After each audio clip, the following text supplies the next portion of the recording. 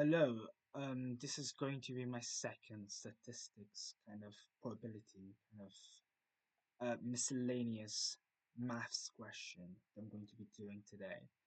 And I think this is quite a popular one, especially among the Oxbridge or like Oxford circle.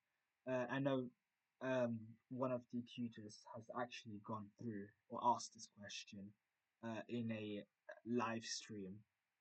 Um, the Oxford something club live stream.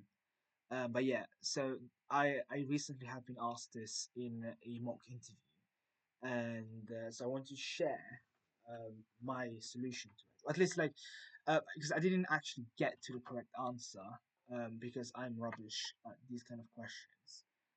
But I want to show at least my attempt at how to do this question. So the question is not actually about probability or statistics. It's more to see how you think about strategy. And here you are asked to find the best strategy for the following game. You have a 20-sided fair die, so numbered from 1 to 20, and you have the following three rules. If you roll a 1, the game automatically ends and your number is going to be 1. If you roll and you don't get a 1, you can choose to keep your roll, your number, or you can choose to re-roll. And you want to have the highest number possible. So now I am going to think about this question in terms of expected values, and I will explain what that means. Now, let's think in terms of common sense. If I asked you if you roll a 2, then I think 99% of the people would agree that they would choose to reroll. And that's because 2 is a very small number. It's nowhere close to what you want. And like between 1 and 2, like you might as well risk like the 19 over 20 chance to get a better number than 1, essentially. So from that we can have some sort of strategy. For instance, re-rolling under 10, let's say. So I'm going to put that as my first strategy. Re-roll anything, re-roll anything under 10. Okay, now I'm going to think about what's going to be the expected value of the following strategy. The expected value, for those who don't know, and I didn't know this, well, actually, I meant to know this, I just forgot. By the way, I do further maths, so this is quite embarrassing. It's the sum of my value times the probability that that value occurs.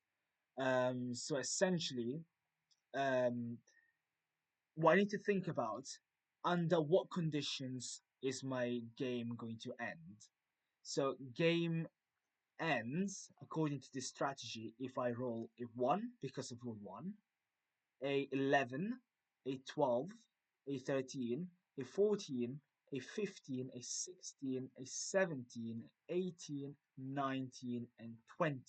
Okay, so now what are the odds? So this is actually, if I should rewrite this, you know, as an actual table. I know this might be quite pedantic, but I think it's very important to understand this. Or at least for me, because I took some time to actually realize how to do this process. And that's not because the question is hard, it's because I'm an idiot. But yeah, so the probability of getting a 1 is 1 over, well, actually is 1 over 20, but in this case, we have 3, 6, 9, 10, 11 numbers. The probability that one of these numbers is going to be the number that my game is going to end on is going to be 1 over 11. Same here, same here, same here, and the same all the way here. So essentially, the 11 comes from the fact that I have 11 numbers, which 11 numbers on which my game will end. Essentially, so my expected value is going to be, and I'm going to denote this as 10, as 1 11th, 11 11th, plus 12 11th, plus 13 11th, plus 14 11th, plus 15 11th, plus all the way to 20 11th, over 11. And if I quickly do this, I can take out the 1 over 11, and this is just 1 plus 11 plus 12 plus all the way to 20. And now I can quickly do this as 1 plus the sum of integers to 20 minus the sum of integers to 10. And this is going to be, hopefully I get this right, 210 minus 55. And this should be, I hope I get this right. I haven't actually checked yet with the calculator. This is 200 minus 45, which is 155. So 156. And if I quickly do this, an estimate for it, be 1, and this is going to be 4, 6, and yeah. So this is roughly 14 as my expected value. So we need to beat the number 14. Is this even true? I should have a calculator with me to actually check that this is correct. I can check this is correct. Technically, I shouldn't be having a calculator, so I'm contemplating whether. But I don't want to continue doing this question where I'm wrong. So, just for the sake of it. Oh no, yes, I am correct. Yes. And 156 divided by 11 is 14.18 periodic. So yes, this is correct. Now I can generalize this process for reroll under n. It's because technically speaking, there's nothing different here from having some order. I can do this for 11, 12, 13, but I don't want to check every single number. I want to find the maximum expected value. So I am going to say, I'm going to rewrite my strategy as reroll under n. So this is just this case here that we did at the beginning. It's just the case where n is equal to 10. And it's going to be very important. This is n equals to 10. So now my game is going to end if I roll a 1, or if I roll an n plus 1, an n plus 2, an n plus 3, all the way to 20. Okay, this is good. Now, how many numbers are here?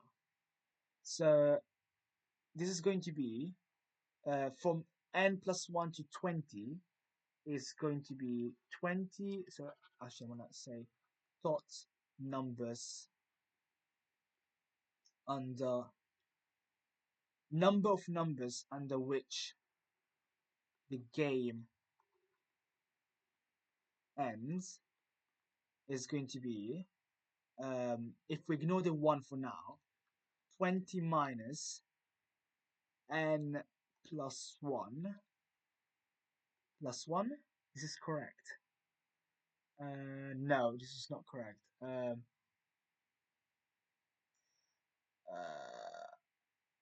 Well, we're counting n plus 1 as a number itself. So it's actually n plus 2, n minus 1 actually, n minus 1.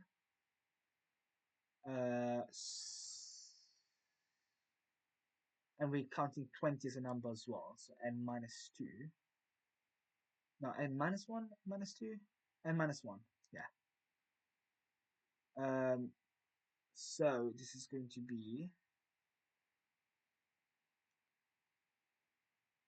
Oh no, this is just 20 minus n. Sorry, 20 minus n plus one, which is 21 minus n. Okay, this took me way too long. So the probability that any of these I end the game on any of these numbers is going to be 1 over 21 minus n, which is probability the game ends on any of these numbers. So I'm going to draw the table I did above. So my random variable is going to be there. And I hope this is enough space. Should be. Okay. And this is going to be my probability. So I have 1, n plus 1, n plus 2, all the way to 20 minus, actually 19 and 20. Um, 19 and 20. And the probability here is 1 over 21 minus n, 1 over 21 minus n, and so on. So my expected value here is going to be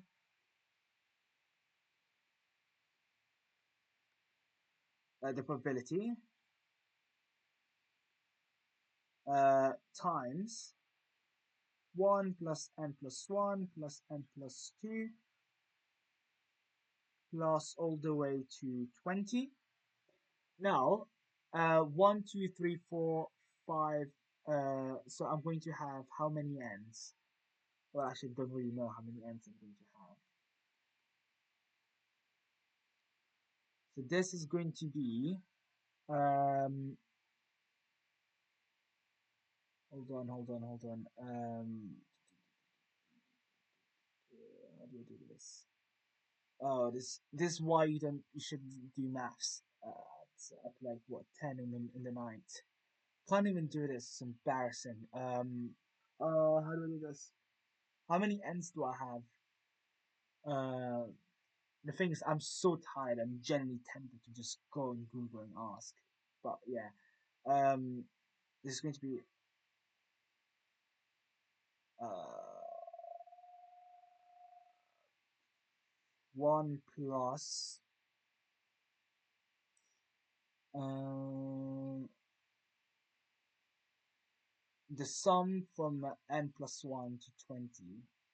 So n plus 1, 20 divided by 2. Hopefully this is correct. This is 10n plus 10, so 11. I need to check that this is correct. Oh, no, no, no, no, no, no, no, no, I'm stupid. No. This is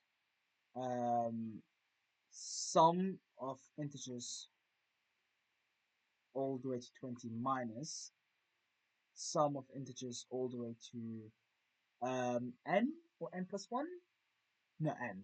So n plus 1 over 2. And this is 1 plus 210 minus n plus 1 over 2. And this simplifies to 211 minus n plus 1 over 2 over 21 minus n. Now I'm just going to check that I know I already calculated n equals 10, so I'm going to check this is correct. 210 minus 55 over 11.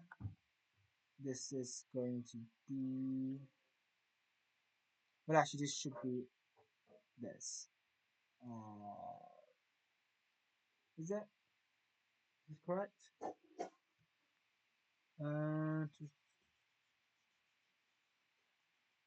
Yes. This should be 11, not 10. And this is 210 56/11. So yes, this is the number we got above this. So this formula works. And I want to simplify it a tad bit more. 422 minus n plus 1 over, this is just going to be 42 minus 2n. There's two ways I can do this. I'm going to call this expected value, actually, you can just denote it as e. Actually, f of x is equal to 422 minus n plus 1 over 42 minus 2n. And now I could plug in numbers all the way to 20 to see which strategy is going to work. Or I can differentiate. I can rewrite this even better. N squared minus n over 42 minus 2n. I could use quotient rule here actually. And you know what? I'm going to do that because I've got way too much free time in my hands. 422 minus n squared minus n times minus 2, and my denominator is just 42 minus 2n all squared equal to 0. Now the equal to 0 cancel, like I can just multiply both sides by 42 minus 2n squared. This is going to be 2n plus 1, 42. You know what? I'm just going to take out the factor of 2 out. Minus 2. 21 minus n minus 42, 422 minus n squared minus n minus 2, 0. So I can factorize minus 2, actually divide it through by minus 2. So I'm left with 2n plus 1, 21 minus n minus 422 minus n squared minus n equals to 0. This should be, I might really bother to actually work this out. 42n minus 2n squared plus 21 minus n minus 422 minus plus n squared plus n equals 0. So the n's cancel out, these n's at least. So I'm left with n squared, actually, minus n squared. Then I have plus 42n, and then I have 21 minus 422 equals 0. And this is n squared minus 442n plus 422 minus 21 equal to 0. And this is n squared minus 442n plus 400. I really do not like how I write my 4s, so I am trying to desperately use my rubber, so hopefully it works. 401 equal to 0. I genuinely hope I did not make any stupid arithmetic mistakes. If I use the quadratic formula because I'm too brain dead to actually try to factorize this, I don't think this is easily factorizable, and perhaps 401 is prime, so I might be wasting my time. 42 plus minus, well actually we're only concerned with one of the roots, the highest at least. 42 squared minus 4ac 2, and because I'm lazy, I can't be asked to work this out. This is going to be 42, actually my 42 squared minus, well actually I'm going to write this properly. 42 plus minus 1764 minus 4 times 4 minus 1604 over 2 And one last time, this is going to be 1604. 42 actually, 21 plus minus root 160 over 2. Root 160, that's quite easy to work out. Um,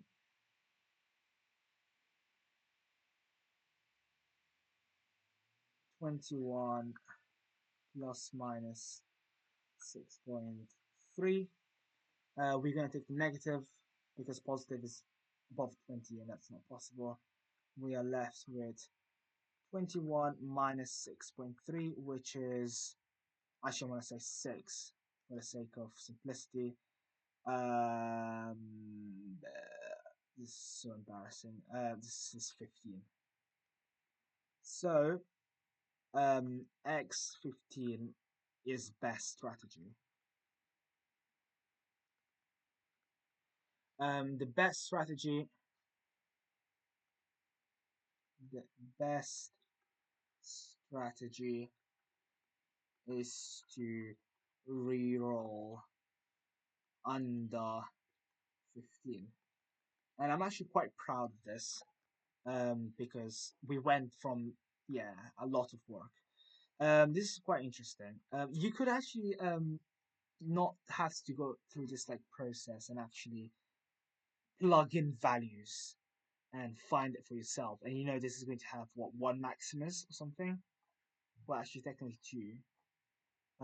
But the reason we reject the positive value here is because our possible we can't re-roll under 27 because 27 is not uh, an outcome in our die. Any valid outcome is between 1 and 20. Yeah, I think this pretty much sums up my understanding of this question, how I would do it, or at least how kind of went in my interview. I do think in my mock interview I did a mistake somewhere here and somewhere here, and I got the wrong value. I actually got, I think, 11 as my best value, but the actual correct answer is 15, and this is quite a nice question. I really enjoyed. I think I'm gonna end the video here. This is 22 minutes. Oh my god.